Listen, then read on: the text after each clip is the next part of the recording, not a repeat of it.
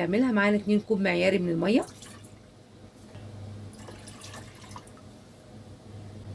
ونحط عليهم نص كوب من النشا، نشا الذره. كده احنا حطينا كوبايتين ميه بالاكواب المعياريه، عليهم نص كوبايه من النشا. هنقلبهم على البارد كويس جدا، على البارد، لازم على البارد الاول لحد النشا بتاعته كلها دي ما تدوب خالص.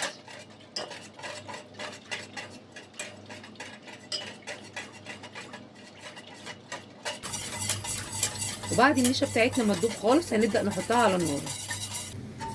كده احنا حاطين النشا بتاعتنا على النار.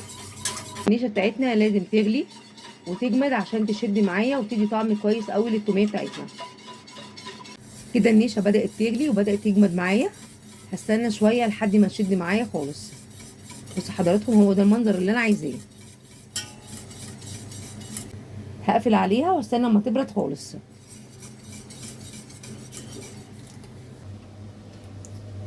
هبدا ان انا احط النشا بتاعتي كلها في الخلاط. احنا كده حطينا النشا بتاعتنا بعد ما استوت. هنحط 4 فصوص توم، وهحط معلقه شاي ملح، وهحط كمان معلقه ونص خل من المعالق المعياريه.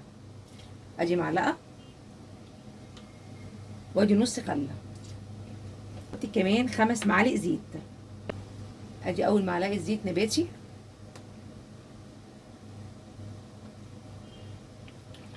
تاني معلقه،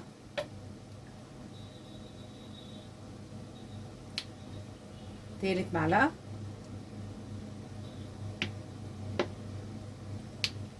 ادي الرابعه، واخر معلقه عندنا من الزيت النباتي. كده 5 معالق زيت نباتي. ومعايا كمان نص معلقه من الليمون. انا كده حاطه خل وحاطه ليمون. وهحط كمان معايا بياض البيضه. معاكم تاني حطينا ايه في الخلاط؟ حطينا النشا بتاعتنا بعد ما استوت. حطيت معلقه شاي ملح، حطيت 5 معالق زيت، 3 فصوص توم، ربع معلقه ليمون، حطيت بياض بيضه، حطيت كمان معلقه ونص من الخل. كل دوت هنضربهم كويس جدا في الخلاط. في الخلاط وهوريكم احلى توميه تاكلوها، احلى من بتاعه بره من مطبخ البسيط.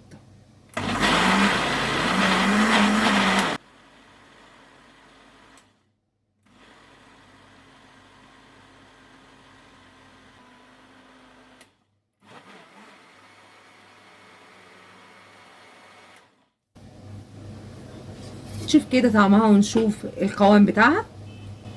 والله حاجه كده في منتهى الجمال، حاجه موجوده عندك في البيت وبطريقه بسيطه جدا هتعمليها. بص القوام بتاع التوميه هو نازل عامل ازاي.